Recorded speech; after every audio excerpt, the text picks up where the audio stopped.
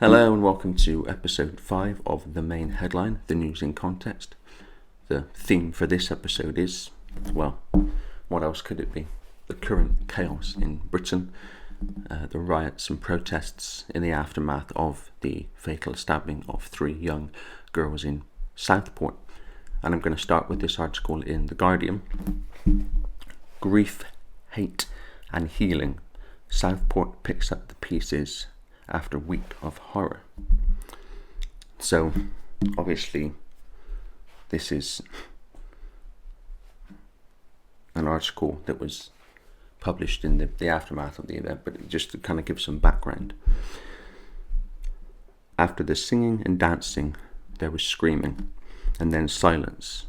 Paramedics and firefighters crouched to the ground, ashen-faced, struggling to process the horror they had witnessed. The blue lights of their vehicles continued to flash 2 hours after the atrocity, but their sirens were turned off, like an emergency on mute. The only sound was from the police helicopter above.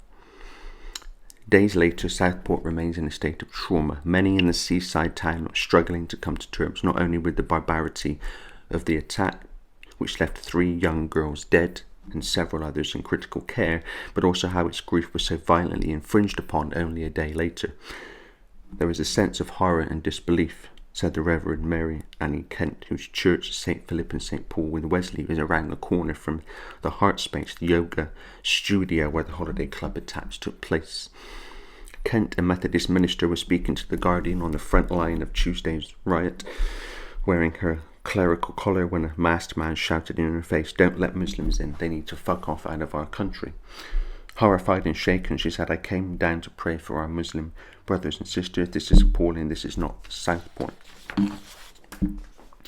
Summer is when Southport comes alive. The seafront would have been filled with day trippers enjoying the rides at Pleasureland with the clink-clank of miniature trains ferrying children up the promenade when a man wearing a face mask walked into a Taylor Swift-themed dance class shortly before midday. Using a kitchen knife, he lunged at the defenseless young girls. People heard the piercing screams from neighbouring houses. Parents arriving to pick up their children were met with bloodied bodies falling out into the street. 3 girls, 6-year-old BB King, 7-year-old Elsie Dot Stankham, and 9-year-old Alice De Silva Aguirre, were unable to survive their injuries. 8 other children were attacked, with 5 left in a critical condition. Of those, 5 were later stable in hospital and 2 were discharged. 2 adults who were stabbed trying to protect the youngsters have been held as heroes. The dance class teacher, Leanne Lucas, 35, and John Hayes, 63, remain in hospital but are both alert and talking. Away from the tributes, unrest was brewing. A false name for the suspect was circulating widely online, amplified by a fake news website. Posts speculating that the attacker was Muslim, a migrant, a refugee, or a foreigner were viewed nearly 30 million times on X, Twitter, according to one analysis. Right-wing figures such as Andrew Tate, Lawrence Fox, and Tommy Robinson, whose real name is Stephen Yaxley Lennon, dialed up the rhetoric before Nigel Farage, the newly elected MP for Clacton and Essex, questioned whether the truth is being withheld from us.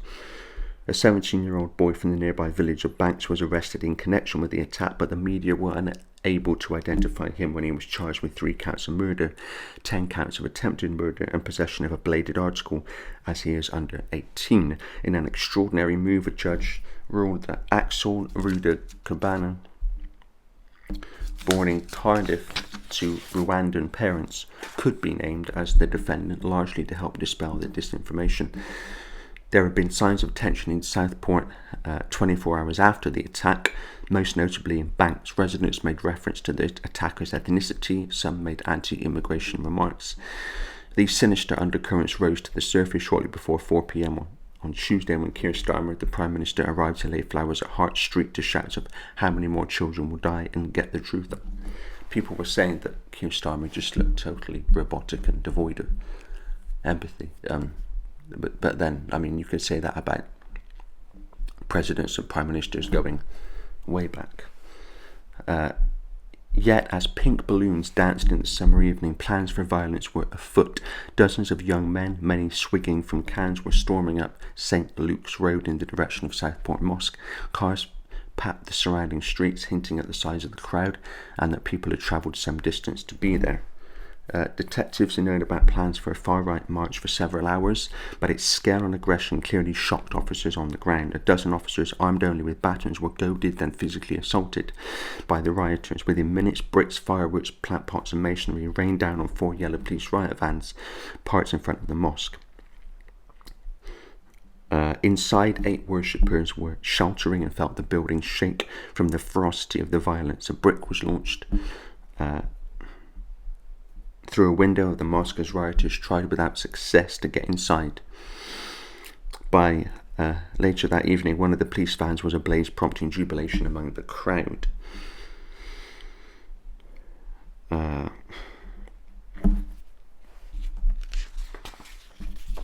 So that's the background, and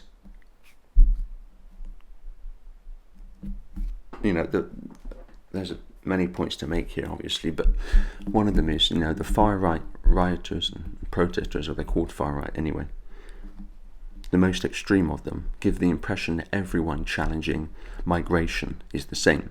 So it's easy to demonize people who challenge migration when they simply are concerned about people from another culture coming in, not integrating, and the obvious questions of what about where they're going to live, what about healthcare, what about housing, and you can only have a certain number of people in one country before it obviously becomes untenable to let any more people in.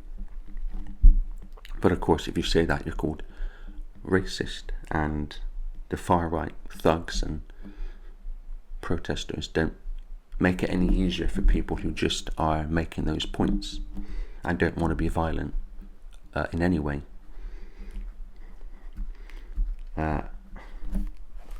So we've heard about two-tier policing in the aftermath of this event and these riots, and obviously there is two-tier policing because for years we've seen migrants be able to get away with things that white people, native people, would be brought to justice for doing, not least grooming gangs or raping gangs in places like Rotherham here in Britain. And in places like Sweden, of course, there's no-go areas where even law enforcement won't go, such as the rate of violence because of migration in that country. And Sweden was usually known as a kind of very easygoing country, where you wouldn't normally expect to see that kind of thing. But people from another culture have come in with different values or lack of values in some cases, and you are now seeing that violence. And that's what many people are concerned about, is you've got two clashing cultures with different sets of beliefs and different outlooks on life. And the more people like that in a country, the more chance there is of violence. And you've got a powder keg. The longer that goes on, the longer that migrants can get away with those things. And so we've seen police officers in these riots being punched in the face, and people fighting with police officers. And in some cases, not necessarily all, because there's always going to be people who just want to riot for the sake of it and just be violent. But some of that, not that it's justified, it's not, but some of it will be out of frustration because they've seen this two-tier policing and authority treating migrants in the way that they feel the native population should be treated, by giving them housing and all the rest of it. So the fighting with law enforcement is, in some cases, out of frustration of seeing that for so long, and just, it's not really an effective way to make your point, but that's what those people have resorted to doing. And we've seen calls to bring in the military, and that's the plan. We saw the military being called in during the COVID era to oversee testing and the alleged vaccine rollout. And if this goes on, then we are looking at a police fascist state. And if we give authority the excuse, that's what will happen. And that's why it's so important to stay calm and not respond with violence. And there's always going to be idiots who just want to riot for the sake of it, but everyone else who's involved in these riots and protests don't realise that actually on the other side of it is something far worse than we have now. And people like Keir Starmer, as I just mentioned in that article, condemning the violence and then sending weaponry to Ukraine to continue the conflict between Ukraine and Russia. It's what I call moral outrage for hire, where you condemn what suits your political agenda and then you criticise when it suits your political agenda. It's not his agenda, it's the agenda of people beyond him, but that's the premise, moral outrage for hire. You don't actually have any moral outrage. That's why people said that Keir Starmer looked so robotic when he was speaking in the aftermath of the attacks, because he doesn't actually have any outrage. It's whatever he needs to say to serve the agenda. And he will continue arms sales to Saudi Arabia and Israel, no doubt. And violence on all sides is wrong, whatever the excuse for it. Burning hotels full of people is wrong. We've seen that. And there's another point, migrants are not all refugees. They're single men, many of them coming from France and other countries that are not actually war-torn countries. And what we've seen is, as I said, many people want to make that point and other points, and they're castigated as being racist, and people feel they're ignored and want to make their voices heard. And this is the perfect opportunity for both sides to wear their view and get all opinion and points of view on the table. And people have wanted that for so long. And what happens now at this perfect time for that to happen is people are being arrested for airing their views. And we have the online safety bill, which I've talked about in the audio version of this podcast before, and the audio version pay-per-view podcast. But this is an article here about the online safety bill in relation to this situation. So this is in The Guardian as well. Online Safety Act not fit for purpose after far-right riots, says Sadiq Khan. Laws designed to counter... Sadiq Khan is the London mayor. It's ridiculous, but he is.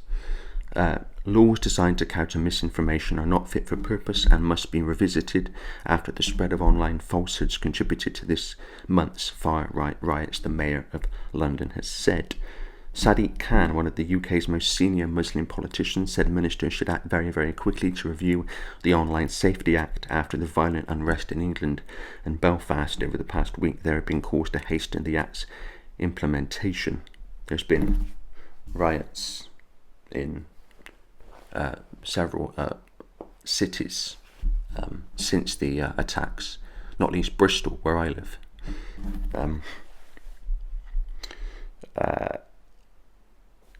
The comments come after the owner of X, Elon Musk, escalated his attacks on the Labour government, sharing a fake Telegraph article on his social media platform, claiming Keir Starmer was considering sending far-right rioters to emergency detainment camps in the Falklands.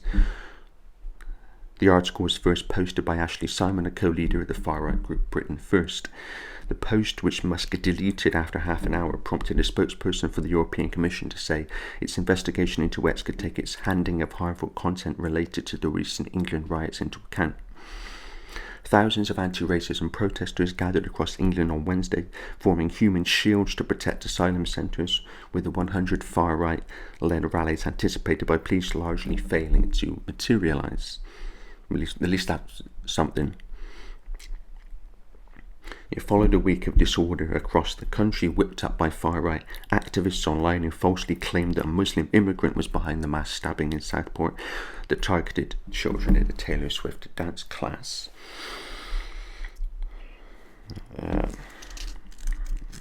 Starmer and senior ministers have warned tech companies they must uphold the law on their platforms and combat material that incites people to racial hatred. Ofcom, the media regulator, published an open letter to social media firms this week saying they should not wait until it gets enhanced powers under the Online Safety Act before taking action. The Act, which became law last October, gives Ofcom the power to fine social media companies up to £18 million, or 10% of their global turnover, if they fail to take robust action against content inciting violence or terrorism. And now, dangerous content, harmful content, that's the phrase, the word that's associated with the Online Safety Bill is harmful, can be defined in any way that suits the political agenda of the time. So it's just an excuse for censorship. And we've seen nothing yet, by the way. This next year, or the next few years, at least, certainly the next 5 years under Starmer, are going to be possibly the greatest attack on free speech that we've seen, certainly in modern times.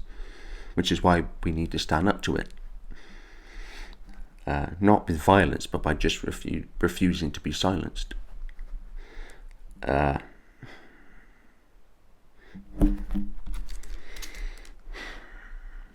Sadiq Khan said there were things that could be done by responsible social media platforms, but added if they don't sort their own house out, regulation is coming. Well, regulation has been planned to come for a long time. And this thing with Elon Musk, people have the idea that he's a free speech hero. Well, I've gone into, in this video podcast and in the audio podcast before now, why I say that Elon Musk is far from a hero of any kind. He's very much the opposite, while appearing to be a hero. And the trick that he's using with X is, well, I wanted free speech, but the government and the authorities said I have to censor, so I've got no choice. That's the trick. So it still paints him as a free speech hero. But this attack on free speech has been planned for a long time. And during the COVID era, we saw unprecedented censorship on the social media platforms and in the mainstream media.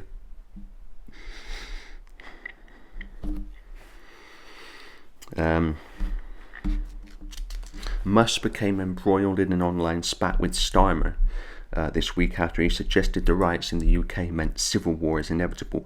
He faced renewed criticism for sharing a fake article. The post was deleted, but not before it had garnered nearly 2 million views. A spokesperson for Telegraph Media Group had said the headline had been fabricated. Musk has come under fire repeatedly for promoting misinformation on X, the Centre for Countering Digital Hate, which is a censorship operation, not an anti-hate operation. That's why it was involved during the COVID era to target people questioning the COVID official narrative. What's that got to do with anti-hate? anti-racism, nothing, but it's a censorship operation. And all these anti-hate organizations and anti-Semitism or anti-Semitism organizations are censorship operations, and I've written and talked about that before.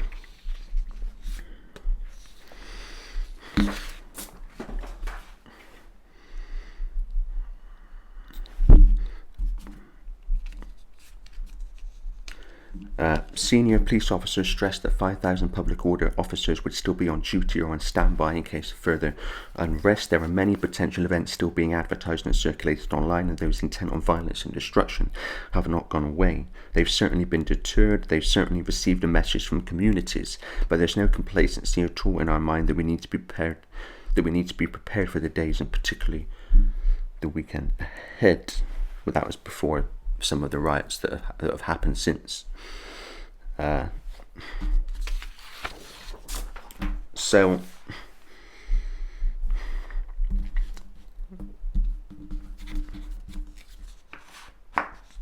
let's have a look at some of the background to migration.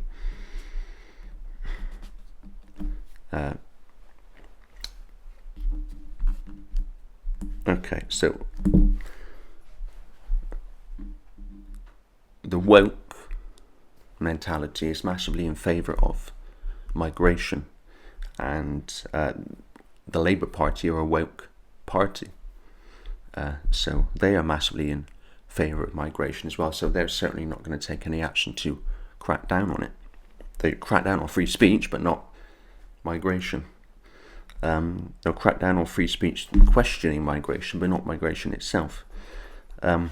So woke mega funder, and he is mega funder, George Soros, is fundamentally responsible for the migrant crisis, and migration is being manipulated into place through constant invasions of countries in the Middle, Near East and North Africa. I'm going to come to that in a second.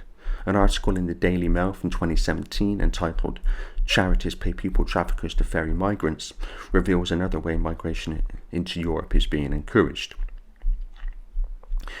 The article exposes how non-governmental organisations, which present themselves as refugee charities, are fueling the migration crisis to a large extent. Well, this is one way that the migration is happening. The article reveals that charities are paying people smugglers to ferry migrants to rescue boats patrolling off the coast of Libya. Colonel Tarek Shanbor described this process. This is a few years ago now, but it's still worth understanding. Shanbor, a senior Libyan Coast Guard official, claims to have obtained bank details and phone records proving that aid agencies were financing the operation and that their actions have led to hundreds of thousands of migrants being placed on unseaworthy boats. And of course, we've still got boats of migrants coming in to Britain and other countries in Europe, full of single men, almost entirely, if not entirely in some cases. Shanbor, a senior Libyan Coast Guard official, claims to have obtained bank details and phone records proving that aid agencies were financing the operation and that their actions have led to thousands of migrants being placed on unseaworthy boats. This will inevitably lead to some losing their life, and this has happened thousands of times apparently. Colonel Shanbor says these charities are in direct contact with migrant vessels, and the article points out that an internal EU report also exposes the same. Migrant vessels are informed by these charities before the migrant boats set off about the directions to follow to reach the NGO's boats. This causes problems with processing information and prompts traffickers to place even more migrants onto unseaworthy boats with little water or fuel. Italian Senator Lucio Milan said all this is not saving migrants but operating a ferry service. The article says a leaked intelligence report claims that more than 6 million asylum seekers as of 2017 were waiting to cross into Europe. The report claims that among the number were Syrians fleeing a civil war orchestrated by the West, but only some of them will have been fleeing invasion-torn countries. Soros funds NGOs responsible for such criminal immigration. One of the organisations founded and directed by Soros many years ago now is called the Open Society Foundation. That's been around for a long time. An international network operating in 120 countries and facilitating migration. The foundation says on its website, describing the International Migration Initiative, so this is what it says. It says, we aim to empower people and groups that can accelerate inclusion of migrants and refugees at the local level with a focus on cities.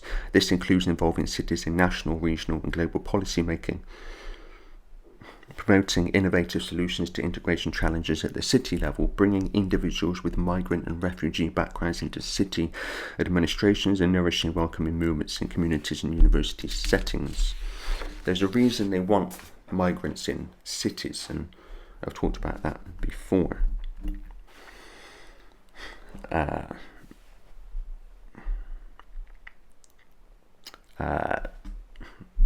During the Biden administration in America, leaked video showed illegal migrants landing at Westchester Airport in Westchester County, New York, on a secret charter flight, one of dozens carried out on the orders of the Biden administration. Migrants are also being bussed around America. The Texas busing program has sent about 34,740 migrants to other states since the April of 2022, enough to populate a small city, although that is only a tiny part of the story. Of the roughly 11 million undocumented immigrants now living in all 50 states, according to demographers' estimates, most began their new lives with a trip from a border city or airport, which is typically paid for by a relative, an aid group, or their own savings, not the Texas governor. And there's, a lot more that I could talk about with that. Figures show the Home Office in the UK is spending nearly £7 million a day to cover the private accommodation costs of some 51,000 refugees, hiring out at least 395 businesses across the UK as of March 2023. A policy document, Migration Governance and Enforcement Portfolio Review, says the current climate migration presents new opportunities for reforming migration governance at the global level and accepting the current crisis as the new normal and moving beyond the need to react. The document says we should also be supporting actors in the field, proactively seeking to change the policies, rules and regulations that govern migration. Make it easier, in other words. So here's some background to what we're seeing now, and it goes back a lot longer than people would think, and longer than I'm going to talk about here, but this is a point where you can pick it up to get some idea of how long planned it is. In 1979, yes, that far back, Benjamin Netanyahu, Israeli Prime Minister, convened a conference to highlight and address international terrorism. The irony is not lost, given that terrorism is exactly what Israel has been visiting on Palestine since 1948. The conference was named the Jerusalem Conference on International Terrorism. Another conference was scheduled in 1984 in Washington, D.C. In 1992, a document produced by Undersecretary of Defense for Policy Paul Wolfowitz and his deputy Louis Scooter Libby, entitled the Defense Planning Guidance, laid out a plan to target Eurasia, Europe across to China, and from Russia down to the Middle East.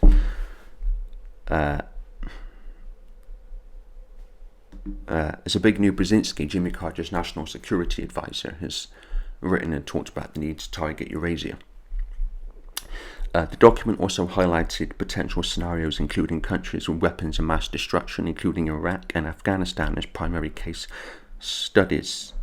This is in 1992.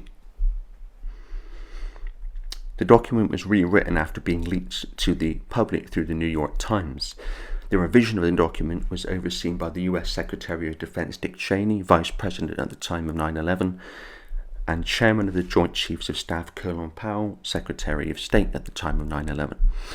The document informed the Bush Doctrine in 2002, elements of which were laid out in a September 2002 issue of the National Security Strategy of the United States, and emphasized the need to target Al-Qaeda, Iraq and Iran. A policy document drawn up in 1996 by a study group led by Richard Pearl, called Study Group on a New Israeli Strategy Toward 2000, entitled A Clean Break, a New Strategy for Securing the Realm, talks about invading Iraq 7 years before the actual invasion and using a proxy war in Syria to achieve Israel's Middle East agenda. Well, of course, that was the excuse used to invade Syria. A proxy civil war was exactly the technique used. Richard Pearl later became a member of an organization called the Project for the New American Century. This organization produced a document, as did Paul Wolfowitz, who I mentioned earlier. The organization produced a document entitled Rebuilding America's Defenses, Strategy, Forces and Resources for a New Century, which was published in September 2000, 1 year before 9/11. The organization should have been called the Project for the New Israeli Century because that would have been more accurate. The document talked of a grand strategy which it said must be advanced as far into the future as possible, and said that the US must fight and decisively win multiple simultaneous major theatre wars as a core mission. The document listed major theatre wars because that's what they were. Yes, the violence and the carnage was real, but it was a theatre because it was about serving an agenda. The document listed countries for regime change and invasion, including Iraq, Iran, Libya, Syria, North Korea, and China. And where are we told that the coronavirus, COVID-19, came from? China. And, I've talked and written extensively about the COVID hoax. And I won't go into that now, but I don't think it was any coincidence that we were told it came from China. Anyway, so despite different parties and prime ministers coming to power, ever since this list of countries was drawn up in these documents, the countries listed have either been ticked off the list or are in the process of being so. Because the same agenda continues no matter who is in office. Because it's not the political leaders who are actually calling the shots. The document also said the agenda it laid out would be necessarily slow, absent some catastrophic and catalyzing event like a new Pearl Harbor. 1 year after the document was published and 9 months after those who wrote it entered the White House and the Pentagon during the Bush administration, America saw what Bush described at the time as the Pearl Harbor of the 21st century, which will forever be known as 9/11. And everything that's happened since 9/11, as described in the Project for the New American Century document and the others, has been justified by 9/11, which is why that event was made to happen in the first place. A George Bush speechwriter, David Frum, the American Enterprise Institute, wrote Bush's State of the Union speech in 2002, in which Bush said there was an axis of evil which needed to be targeted, which was Iraq, Iran, and North Korea. It is 2 years after the Project for the New American Century document and 1 year before the invasion of Iraq, on the now officially accepted lie about weapons of mass destruction. The Chilcot inquiry, overseen by Tony Blair's mate John Chilcot, proved that Bush and Blair knew Iraq did not have weapons of mass destruction, but Iraq was on the list. There was no reason to invade, so they made one up. And, they said Saddam Hussein was a dictator, killing his own people, but they have no problem when countries like Israel and Saudi Arabia and Bahrain and other countries act with violence, because it suits those that control the West for that to happen. So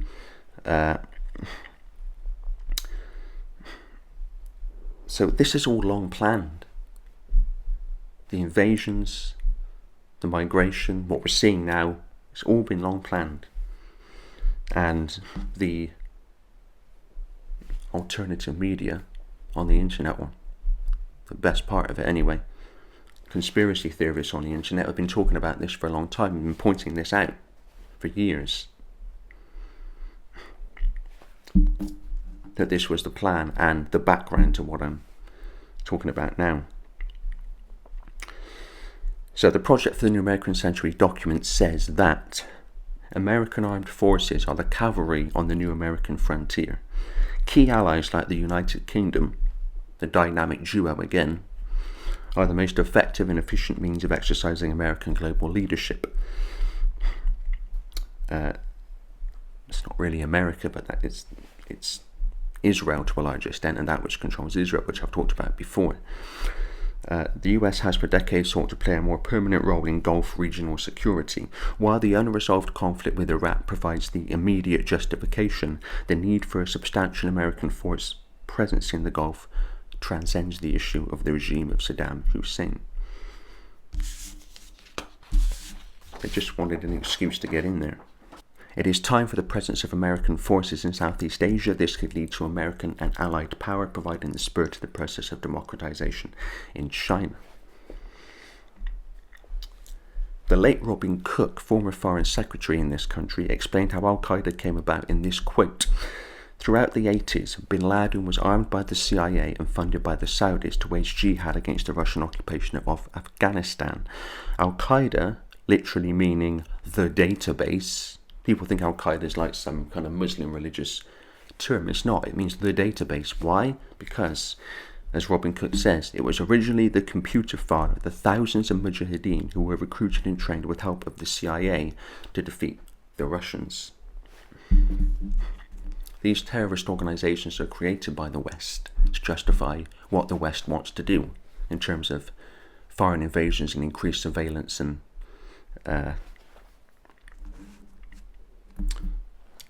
increased police presence and fascism at home.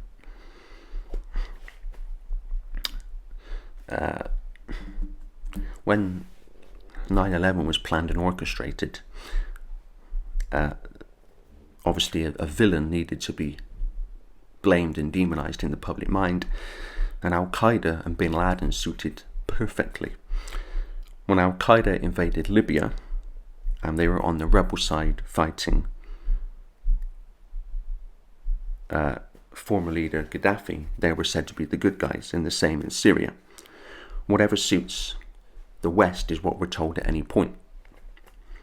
Terrorist groups like Al-Qaeda and Islamic State are funded, armed and trained by the West to frighten the population, to justify totalitarian imposition in the name of protecting the population.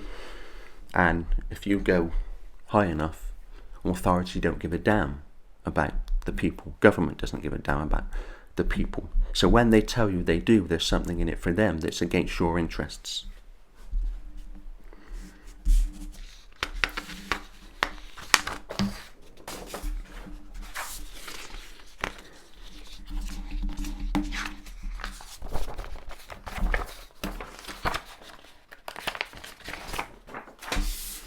So we have a situation where unchecked numbers of people from other cultures and religions into the West, mostly adult young men, are being used to instigate trigger events to create civil war between the migrants and the indigenous culture. And it's a classic divide and rule situation, and neither side is actually looking up to see that there are strings attached to them, them being the migrants and the indigenous population. And if you want to control a mass of people, which is the idea, as I've gone into in enormous detail over the years, then you need to divide and rule, because you can't justify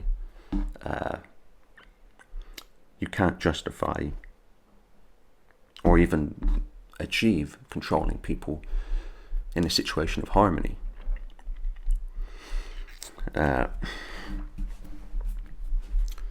And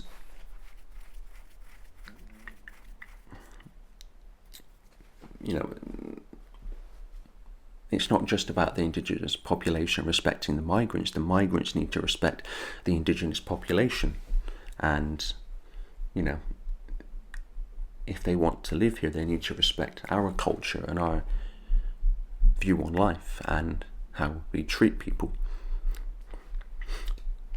Just as if any native person from this country was going into another culture, they also would need to respect that culture. It's about respect at the end of the day. That's what it all comes down to. That's the answer. in a word, is respect. That's basically it. And, I've talked for 18 years now and written about it. In fact, I'm researching a book on this, the history of this, about a global cult, a global cabal, which controls all the major areas of society in every country. Talked about this actually in this video podcast. Did an episode about the recent general election in Britain, in which I go into this in more detail. But the point is, this cult has no affiliation to any nationality, ethnicity, race. It's a cult that wants to control all humanity equally. And if you can create divide and rule, you then have the perfect situation to play people off against each other and justify the control that you want. And, this cult hates indigenous white people, Europeans, and it hates brown-faced migrants and black people and people of other beliefs and cultures. Hates them all. So that's the common enemy. So we need to unite, not violently, but peacefully, and to cease to acquiesce with their agenda, the very agenda that I've laid out in the audio version of the podcast, in the books, over the years. We have a common enemy, which is not migrants. It's this cult which wants to control everyone. And unless that happens, their nightmare, and I can assure you it's a nightmare, control agenda will succeed. So this civil war that we're seeing now has been long predicted by the alternative media on the internet and in books and etc. I've been talking about it for years. It's not surprising. It's only surprising if you only get your information from the mainstream media, in which case you don't know anything that's coming until it happens. That's the difference between those who bother to look beyond the news and those who only see the news. They don't know anything that's happening until it happens, whereas people like me and others are talking for years about events before they happen, including a global pandemic, by the way.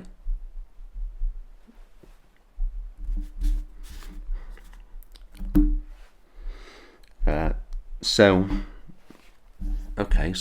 there's an agenda. So what's the agenda with what we're seeing now? Well, in terms of migration, a classic technique of this cult is to create problems and then offer solutions. So we have a problem now, which has been purposely built up more and more and more over the decades. And so one of the solutions for migration will be a biometric digital ID. And this, of course, connects into the central bank digital currency agenda, which is fundamentally part of the agenda of this cult, as I've written and talked about in detail. We'll see social media laws, and of course, people might think, so it's a digital currency, so what? Well, what happens if you go into a store and you're a digital currency? The machine says no. Computer says no. What happens then? If there's no cash, which is the plan, you have no means of purchase. And people who want to question authority and question the news and question what we're told will find the computer says no. There'll be social media laws to regulate what people can say online. And what you say online will determine whether the computer says yes or no. And we'll see increased surveillance and control. And, it's about taking responsibility at the end of the day. Responsibility and respect, the two R's. People have said, and I understand why, and to an extent it's true, Keir Starmer is stoking this. No, you're stoking this through your mentality providing the foundation to allow it to manifest, not least by picking a side. We're encouraged to pick a side when both sides are being directed by the same puppeteer ultimately and are targets of the same cult. Keir Starmer is not responsible, you are. And I'm talking to people, of that mentality, not everyone. Looking to someone in power to solve a problem in society, giving your power away to someone else to solve the problem. Yes, Starmer is following the agenda. Yes, he could stand up and address what's happening and acknowledge the legitimate concerns of people in this country around migration. And he's not done any of that, of course. So, yes, he's playing his part because he's a Prime Minister and that's what he's there to do, play his part in advancing the agenda. But people are playing their part as well, or some of them are. There's a lot of people in this country, you can see common sense, but there's a lot of people who get caught in the side playing and the demonization of migrants. Either people are willing to look at the facts from a common sense, unbiased perspective, dispassionate perspective, and see that actually both sides have a common enemy, or refuse to, and the current situation will only get worse. And if you have a self-identity of, I am not my body, I'm not human for a start, I'm not my body, I'm not my nationality, race, colour, religion, if you have one, I'm consciousness. We're all one consciousness, but we're all unique perspectives within that consciousness with unique perceptions. And what we should be doing is respecting people's right to express their uniqueness without, being attacked for it, and being free to express who they are. What we have instead, if you believe that you are the body, because that's what we're told and that's what we seem to be, then you can get caught in sides and you're different to me, so I should treat you differently. And it's this duality. And, self-identity with consciousness would change everything. And because you are completely withdrawing from any identification with labels. You're just, completely withdrawing from all that, and you're saying, I'm consciousness. I don't have any nationality. I don't have any ethnicity, race, colour. That's all an experience for my consciousness to have. It's not me. The reflection in the mirror is not me. I'm that which is experiencing that. So, people might identify as far right. They might identify as a racist even. They might identify as anti-migrant. But they're not. And they're not anti-racist. What they are is consciousness. What they're experiencing, what they appear to be experiencing, because this reality is not even what we think it is. And I've gone into that in one of these main headline episodes as well. What we are is consciousness. And